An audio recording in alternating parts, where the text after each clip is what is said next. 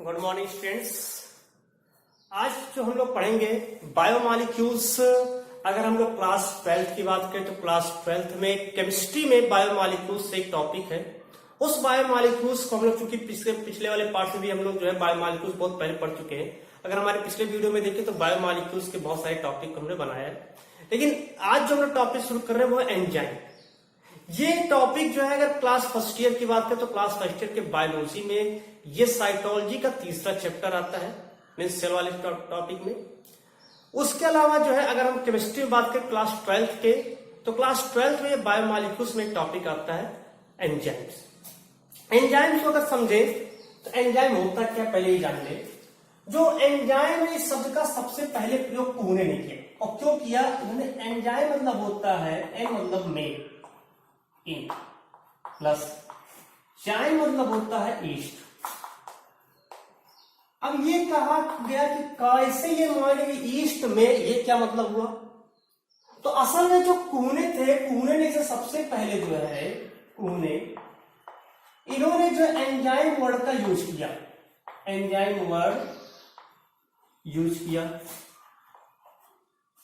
तो कुहने ने जो सबसे पहले एंजाइम वर्ड को यूज किया, इन्होंने असल में देखा क्या कि जो ईस्ट होता है, ईस्ट का अगर एक्सट्रैक्ट ले लिया जाए तो ईस्ट का जो एक्सट्रैक्ट होता है वो किसी भी जो ग्लूकोज है उस ग्लूकोज को जो है परिवर्तित करने में, किण्वन करने का कार्य करता है। लेकिन इसकी जो पूरा जो देखा गया वो हैंस बुकनर ने देखा। दो साइंटिस्ट थे, एडवर्ड बुकनर एंड हैंस बुकनर। दो साइंटिस्ट थे, एडवर्ड बुकनर एंड हैंस बुकनर।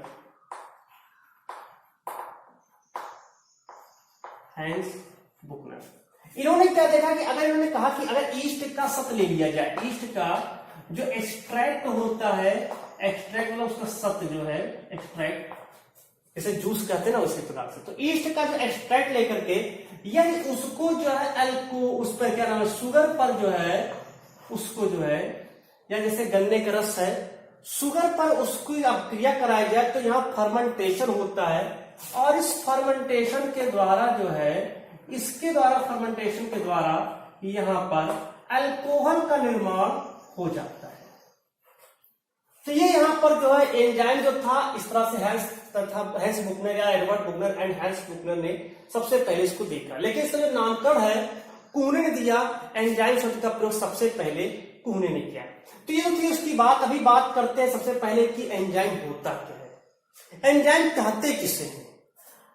एंजाइम जिसको हम लोग कैटलिस्ट के नाम से भी कह सकते हैं, लेकिन एक ऐसा कैटलिस्ट जिसको हम लोग बायो कैटलिस्ट कहते हैं। कैटलिस्ट किसे कहते हैं कि जैसे कोई एक रासायनिक अभिक्रिया हो रही है, कहीं पर एक केमिकल रिएक्शन हो रहा है, उस केमिकल रिएक्शन में, ठीक है, जो रिएक्टेंट है, अगर वो रिएक्टेंट किसी की उपस्थिति में, जो रिएक्टेंट है वो किसी के प्रेजेंस में, या मान कोई भी चीज प्रेजेंस है, उसकी उपस्थिति में अगर ये प्रोडक्ट में कन्वर्ट हो जा रहा है, लेकिन जो चीज वहां पर उपस्थित है वो कन्वर्ट नहीं हो रहा है, वो फिर वहां से फिर अलग हो जा रहा है, तो एक ऐसा कोई भी पदार्थ जिसकी उपस्थिति में रासायनिक अभिक्रिया की गति हो रही हो, रासायनिक अभिक्रियाशीलता हो रही हो, या रासायनिक अभिक्रियाशीलता की गति को बढ़ा दिया जा रहा हो, लेकिन जो उसमें बढ़ा रहा है, जो पदार्थ उस रासायनिक अभिक्रियाशीलता की गति को बढ़ा रहा है या कर रहा है, वो वहां पर स्वयं अपरिवर्तित रहता है।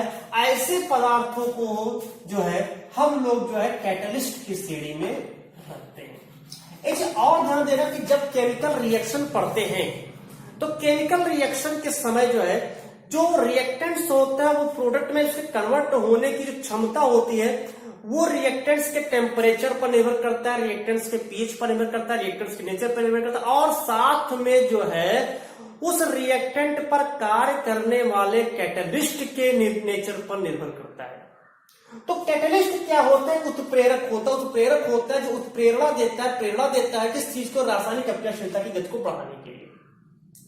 उसी प्रकार से जो है हमारी जो लिविंग सेल होती है, जो जीवित कोशिका होती है, इस जीवित कोशिकाओं में भी चूंकि हम लोग की कोशिका के अंदर ही विभिन्न प्रकार के रासायनिक अभिक्रियाशीलता होती है, तो हमारी जो लिविंग सेल होती है उस लिविंग सेल में भी जो है कुछ कैटलिस्ट प्रेजेंट होते हैं और इस कैटलिस्ट को जो हमारी शरीर के अंदर, जो कोशिका के अंदर जो है, जैसे पॉलीसैकेराइड्स है या अमीनो, वो क्या नाम है, पॉलीसैकेराइड से प्रोटीन है या फिर लिपिड है या न्यूक्लिक एसिड, उसका जो विघटन करते हैं उनको भी कैटलिस्ट कहते हैं। लेकिन चूंकि ये लिविंग सेल्स में हो रहा है, बायोम में हो रहा है, जीवित कोशिकाओं में, इसलिए इसको जो हम लोग बायो कैटलिस्ट के नाम से भी जानते हैं। तो बायो कैटलिस्ट क्या होता है? जो जैव कोशिकाओं में पाए जाने वाले वे कैटलिस्ट जो रासायनिक अभिक्रियाशीलता को बढ़ा देते हैं, और इसी को नाम दिया गया एंजाइम। हालांकि जो इसका एंजाइम का नामकरण हमने पहले लिख दिया इन ईस्ट में, क्योंकि तो सबसे पहले ईस्ट में देखा गया था इसकी क्रियाशीलता को, इसीलिए इसका नाम एंजाइम रखा गया। इसको हम जैव उत्प्रेरक के नाम से ही जानते हैं। तो एंजाइम क्या होता है? एंजाइम एक प्रकार का जैव उत्प्रेरक होता है। एंजाइम क्या? एक प्रकार का जैव उत्प्रेरक होता है। सबसे पहले हैंस बुकनर ने अगर बात करें तो हैंस बुकनर ने सबसे पहले जो है जाइमेज एंजाइम को जो है पृथक किया।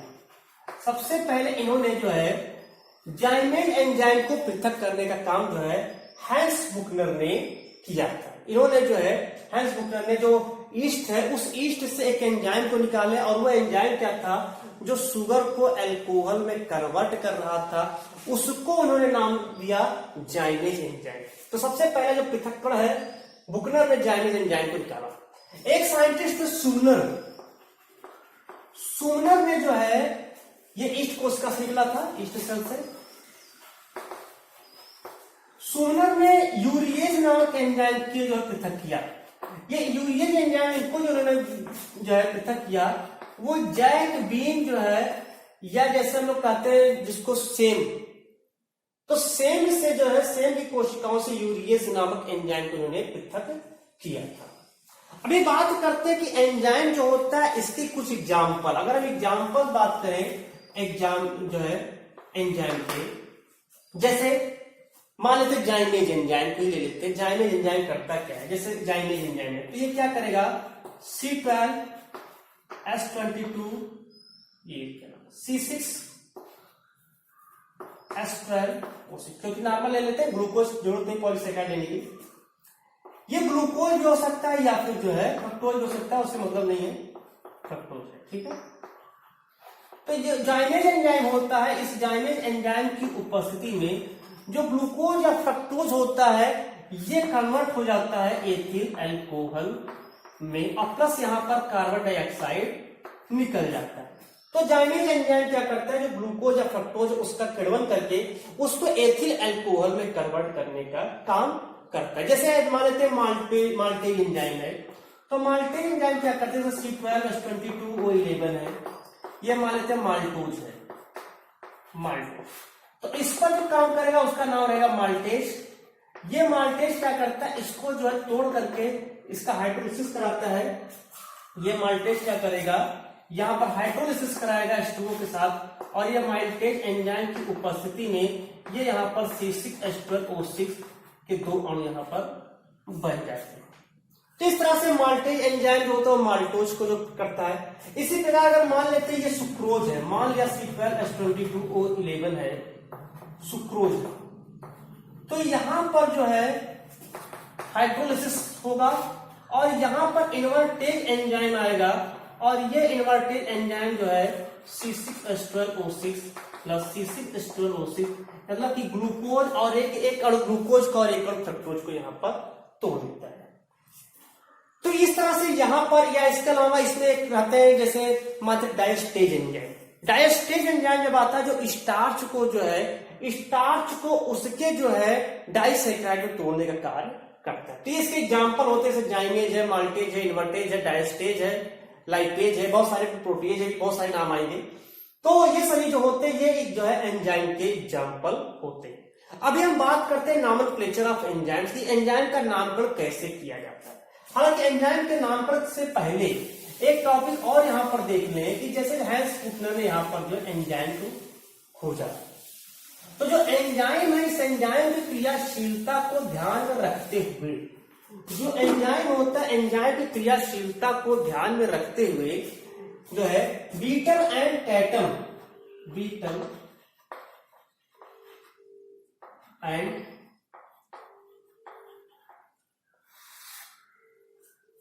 बीटल तथा टैटम में सबसे पहले जो है इन्होंने एक थ्योरी दिया जिसका नाम दिया वन जीन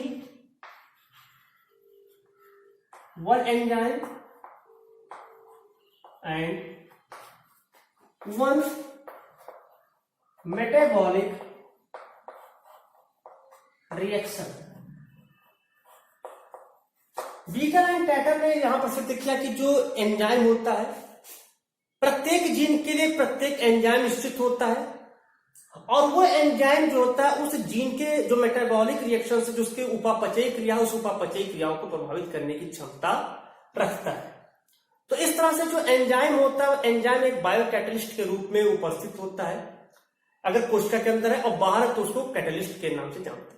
हालांकि जो एंजाइम मान लेते हैं जो अंदर कुछ काम करते हैं उसको हम लोग एंडो एंजाइम्स कहते हैं और जो शरीर के बाहर कार्य करते हैं उसको हम लोग एक्सो एंजाइम्स के नाम से भी जानते हैं। लेकिन यहां पर हम लोग पढ़ते हैं नॉमेनक्लेचर ऑफ एंजाइम कि किस प्रकार से जो है एंजाइम का नामकरण किया जाता है। नॉमेनक्लेचर ऑफ एंजाइम की अगर बात किया जाए तो एंजाइम का जो नामकरण होता है उस एंजाइम के नामकरण में जो जिस भी क्रियाधर पर कार्य कर रहा होता है एंजाइम उस क्रियाधर उस सबस्ट्रेट के अंत में सफिक्स एज जोड़ करके उसका नामकरण कर देते हैं। हम क्या करते हैं, एक सफिक्स जो है प्रत्यय, हिंदी में प्रत्यय कहते हैं, सफिक्स एज जोड़ करके उस एंजाइम का नामकरण कर दिया जाता है। तो एंजाइम का जो नामकरण होता है वो एंजाइम का नामकरण जो है करने के लिए सफिक्स एज जोड़ करके, जैसे मान लेते एग्जाम्पल, जैसे मान लेते हैं कि माल्टोज है, क्या नाम है, कोई माल्टोज है ले लेते हैं, तो माल्टोज पर जो क्रिया करेगा, जैसे माल्टोज है, इस पर क्रिया करने वाला जो एंजाइम होगा उसका नाम होगा माल्टेज। जैसे कार्बोहाइड्रेट है, मान लेते हैं कार्बोहाइड्रेट, इस पर कार्य करने वाले को कहेंगे हम जो है उस एंजाइम को कार्बोहाइड्रेट। मान लिया प्रोटीन है, प्रोटीन पर काम कर रहा है तो उसको नाम दे देंगे प्रोटीएज। मान लेते हैं लिपिड पर कार्य कर रहा है उसको नाम दे देंगे लाइपेज। न्यूक्लिक एसिड पर कार्य कर रहा है न्यूक्लिएज। लैक्टोज पर कार्य कर रहा है लैक्टेज। तो इस तरह से जिस भी सबस्ट्रेट पर एंजाइम काम कर रहा है उस एंजाइम जिस पर कार्य कर रहा है उस सबस्ट्रेट के अंत में सफिक्स एज जोड़ करके उस एंजाइम का नामकरण कर दिया जाता है। तो इस तरह से जो है जो एंजाइम उसका नामकरण यहां पर किया जाता है। लेकिन फिर भी आप नाम सुने होंगे कि कुछ ऐसे भी एंजाइम होते हैं इसमें सफिक्स एज नहीं जोड़ता है। जैसे एग्जांपल मान लेते हैं पेप्सिन।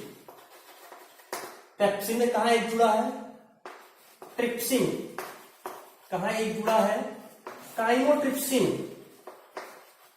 कहां एक जुड़ा है, टैलिन कहां पर एक जुड़ा है, इरेप्सिन कहां पर एक जुड़ा है। तो ये जो होते हैं इसे मान लेते हैं जो पेप्सिन है, ट्रिप्सिन है, काइमोट्रिप्सिन, टैलिन, इरेप्सिन, रेनिन, तो इन सब एंजाइम का जो नामकरण है वो इसके प्राचीन समय से इनका नामकरण जो है हो गया था। प्राचीन समय में यानी इस जो आईयूबी है इंटरनेशनल यूनियन ऑफ बायोकेमिस्ट्री, उस संस्था के बनने से पहले ही जो है इनका नामकरण किया जा चुका था, इसीलिए सर्वमान्य हो गए और अब उन लोग जो है इसको इसी नाम से जानते हैं। लेकिन जो आधुनिक समय में अगर हम एंजाइम के नामकरण की बात करें तो आईयूबी के अकॉर्डिंग वहां पर नामकरण किया जाता है।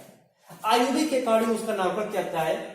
आईयूबी यानी इंटरनेशनल यूनियन ऑफ बायोकेमिस्ट्री 1961 ईस्वी में जो है इसकी स्थापना हुई और इस आईयूबी के अंतर्गत जो है एंजाइमों को जो है 6 श्रेणियों में डिवाइड कर दिया गया। मतलब अगर इसके हम बात करें टाइप से तो उसको देख लेते हैं। तो इसको डालते हैं जो एंजाइम होते हैं उस एंजाइम को जो है आईयूबी ने 6 समूह में डिवाइड कर दिया। क्या किया, 6 समूह में डिवाइड कर दिया आईयूबी 1961 में।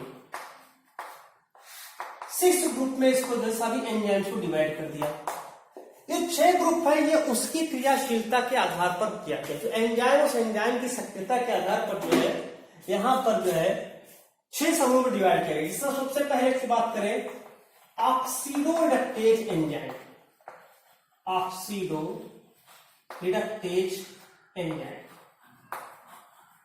ऑक्सीडोरिडक्टेज एंजाइम उस जगह पर ये ऑक्सीडोरिडक्टेज एंजाइम आते हैं जहां पर ऑक्सीडेशन एंड रिडक्शन दोनों की प्रक्रिया होती है। या तो ऑक्सीडेशन हो रहा हो या तो रिडक्शन हो रहा हो, तो इन प्रक्रियाओं में जो है जहां जो एंजाइम यहां पर कार्य करेगा उस एंजाइम को कहेंगे ऑक्सीडोरिडक्टेज एंजाइम। जैसे एग्जांपल मान लेते हैं, जैसे एग्जांपल इसका ले लेते हैं C3H6O3, ये lactate plus NAD reduced coenzyme, ये भी ऑक्सीडाइज स्टेट में है, बाद में रिड्यूस्ड होगा। ये यहां पर जो है NAD जो होता है ये हाइड्रोजन ग्राही होता है। NAD निकोटिनेमाइड एडेनिन डाइन्यूक्लियोटाइड इसका पूरा नाम है। ये हाइड्रोजन ग्राही होता है, तो ये हाइड्रोजन निकल करके इससे जुड़ता है और ये बन जाता है C3H4O3 और ये बन गया पाइरुवेट और प्लस NADH2 कन्वर्ट हो गया। ये समस्या के को आता होता कहां पर, तो असल में ये जो पूरी प्रक्रिया होती है लीवर सेल में होती है या फिर उन अंगों में होती है जब हम जहां पर व्यायाम करते हैं, कठिन परिश्रम करते हैं। तो जैसे मसल्स है, इसी मसल्स को बहुत ज्यादा डंबलिंग करेंगे तो इससे क्या होगा कि धीरे धीरे कठोर हो जाता है। तो असल में वहां पर यही बनता है, इस प्रक्रिया में ऑक्सीजन वहां पर खपत धीरे धीरे बढ़ जाती है, इस कारण ऑक्सीजन की कमी हो जाती है। तो इस कंडीशन में यहां पाइरुवेट बनता है।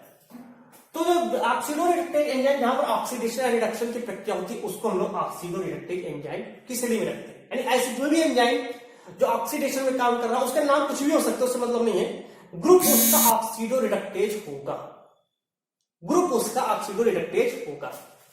दूसरा होता है ट्रांसफिरेजेज एंजाइम, ट्रांसफिरेज एंजाइम। जो ट्रांसफिरेज एंजाइम होता है इसमें कुछ पदार्थों का ट्रांसफर होता है, इसमें कुछ पदार्थों का जो है वो ट्रांसफर होता है। जैसे मान लेते हैं कि ग्लूकोज है, ग्लूकोज प्लस AT, तो इसमें से क्या होता है कि जो फास्फेट और फास्फेट निकल के आती है इससे जुड़ जाता है और ये मान लेते हैं ग्लूकोज 6-फास्फेट प्लस ATP। तो ऐसी कोई भी प्रक्रिया जहां पर जो है पदार्थों का स्थानांतरण होता है उसको वहां पर उसके जो एंजाइम या समूह होता है उसको कहते हैं ट्रांसफिरेज समूह, यानी ट्रांसफिरेज ग्रुप के अंतर्गत वो सारे एंजाइम्स को पढ़ेंगे। तीसरा होता है हाइड्रोलेज एंजाइम। हाइड्रोलेज एंजाइम उन जगहों पर प्रयोग होता है, उन एंजाइम को कहते हैं जो जल अपघटन की प्रक्रिया में भाग लेते हैं, जो जल अपघटन की प्रक्रिया में भाग लेते हैं उनको हाइड्रोलेज एंजाइम कहते हैं। जैसे एग्जांपल की अगर हम लोग बात करें हाइड्रोलेज एंजाइम क्या है, तो C12H22OH प्लस H2O। तो यहां देखिए जल की उपस्थिति में प्रक्रिया होगी।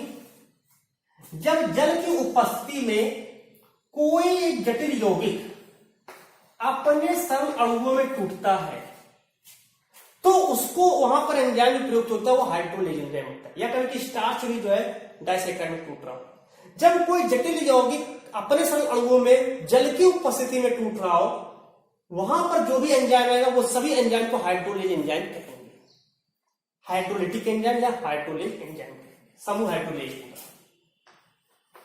चौथा होता है लाइएज एंजाइम। जो लाइएज एंजाइम होता है, अगर इसकी हम लोग बात करें, लाइएज एंजाइम है तो रूल यही कुछ लगभग, लेकिन जल की अनुपस्थिति में होगा। क्या होगा कि कोई भी जटिल यौगिक अपने सरल अणु में टूटेंगे लेकिन वहां पर जो है वो जल के अनुपस्थिति में पूरी प्रक्रिया वहां पर होती है। तो वहां पर पूरी प्रक्रिया जो होगी वो जल की अनुपस्थिति में होता है। जैसे मान लेते एग्जाम्पल देख लेते हैं, कि पायरुविक एसिड है, पायरुविक एसिड CH3COCOOH, ये पायरुविक एसिड है। ये पायरुविक एसिड टूटता है एसिटाल्डिहाइड में, CH3CHO और प्लस CO2 पे टूटता है। ठीक है अच्छा, तो इस तरह से यहां पर जो है देख रहे हैं हम जो है, जो पायरुविक एसिड होता है, ये पायरुविक एसिड बिना ऑक्सीजन, बिना जल की उपस्थिति में ही, जल की अनुपस्थिति में ही यह जो है एसिटाल्डिहाइड में टूट गया, एसिटाल्डिहाइड में टूटता है। यही एसिटाल्डिहाइड आगे चल करके एथिल अल्कोहल बनेगा। तो यहां पर जो एंजाइम का यूज हो रहा है, यहां पर जल की अनुपस्थिति में टूट रहा है, तो इसको नाम देंगे लाइगेज एंजाइम। इसके बाद पांचवा होता है isomerase enzyme, isomerase enzyme. Isomerase enzyme जो होता है, अगर आइसोमेरेज की बात करें तो जहां पर जो है आइसोमेराइजेशन की प्रक्रिया हो रही है, जैसे मान लेते एग्जाम्पल मान लेते हैं कि ग्लूकोज 6-फास्फेट है, इस ग्लूकोज 6-फास्फेट से फ्रक्टोज 6-फास्फेट भी बन सकता है, और पुनः फ्रक्टोज 6-फास्फेट से ग्लूकोज 6-फास्फेट बन सकता है। तो जहां पर आइसोमेराइजेशन की प्रक्रिया होती है, वहां पर जो एंजाइम होता है उसको हम आइसोमेरेज एंजाइम कहते हैं। छठा होता है लाइगेज, या इसको एक और नाम से जानते हैं synthetase enzyme. Ligase enzyme, synthetase enzyme, जैसा कि यानी जहां पर जो है दो यौगिक आकर के जुड़ रहे हो, कोई दो पदार्थ आकर के जुड़ रहा हो, तो जोड़ने का काम कर रहा है, जो जोड़ रहा है वहां पर, उसको हम लाइगेज एंजाइम कहते हैं। एक भी चीज सुनेंगे अभी आगे हम लोग पढ़ेंगे जेनेटिक इंजीनियरिंग, या कभी अगर उसको पढ़े वो ध्यान होगा कि जेनेटिक इंजीनियरिंग में जो होते हैं, तो जेनेटिक इंजीनियरिंग के टूल्स की बात करें तो 4 एंजाइम यूज होते हैं वहां पर। लाइसोजाइम यूज होता है सबसे पहले एंजाइम, रिस्ट्रिक्शन एंडोन्यूक्लियर एंजाइम यूज होता है, फास्फेटेज यूज होता है और लाइगेज होता है। लाइगेज एंजाइम याद रखिए वही लाइगेज एंजाइम है। वो करता क्या है, 2 डीएनए खंडों को परस्पर जोड़ने का कार्य करता है लाइगेज एंजाइम। 2 डीएनए खंडों को परस्पर जोड़ने का काम करता है लाइगेज एंजाइम। तो एक तो रोल वहां पर है। दूसरा रोल हम इसको जान सकते हैं कि जब टीआरएनए अमीनो एसिड से जुड़ता है, जो टीआरएनए होता है, ये टीआरएनए जब किसी अमीनो एसिड से जुड़ता है, अमीनो एसिड से, तो वहां पर एक जो भी अमीनो एसिड होगा उसके अनुरूप वहां पर टीआरएनए बन जाएगा। जैसे मान लीजिए मेथियोनिन है तो में टीआरएनए अमीनो एसिड रहेगा। तो वहां पर जो एंजाइम का यूज होगा, जैसे यहां पर इसको जोड़ रहा है, तो वहां पर जो एंजाइम होगा उस अमीनो एसिड के नाम पे, मान लेते अमीनो एसिड क्या है, मेथियोनिन, मान लिए एग्जाम्पल है, तो वहां पर हम कहेंगे met tRNA amino acid synthetase enzyme. तो सिंथेटेज यहां पर क्या है, यानी लाइगेज या सिंथेटेज, यानी जहां पर जो है जोड़ने की प्रक्रिया हो रही हो वहां लाइगेज एंजाइम का यूज किया जाता है। तो इस तरह से ये जो एंजाइम होते हैं, इस एंजाइम को आयोगी ने 6 समूह में डिवाइड कर दिया, oxidoreductase, transferase, hydrolase, ligase, isomerase, ligase. तो जितने भी एंजाइम, उन सभी एंजाइम की एक्टिविटी के आधार पर रखा गया। एंजाइम की जितनी भी सक्रियता है, उस एंजाइम की सक्रियता के आधार पर 6 समूह में बांटा गया, और जो जिस एंजाइम का जैसा कार्य होगा, जो जिस प्रकार से कार्य करेगा, उसको उसी के अनुरूप उसके जो है ग्रुप में जो है रखा जाता है। तो ये एंजाइम का जो शुरुआत थी, उसके जो बेसिक कॉन्सेप्ट थे, इसको हम लोग पढ़े। अब ये पार्ट फर्स्ट है। इसका हम लोग जो है मैकेनिज्म भी पढ़ेंगे, एंजाइम की मैकेनिज्म जो काफी इंपॉर्टेंट है, वो हम लोग अगले पार्ट्स में पढ़ेंगे। अभी के लिए जो इसका फर्स्ट पार्ट है, जहां पर एंजाइम केवल बेसिक, जो यहां पर उसके बेसिक कॉन्सेप्ट है, उसको यहां पर क्लियर किया गया है। तो आई होप ये एंजाइम का जो बेसिक पार्ट है, यानी पार्ट 1, इस पार्ट 1 को समझ में आएगा। इसके बाद हम लोग जो है नेक्स्ट वीडियो में पार्ट 2 को भी जल्द से जल्द आप लोग तक पहुंचाएंगे। धन्यवाद।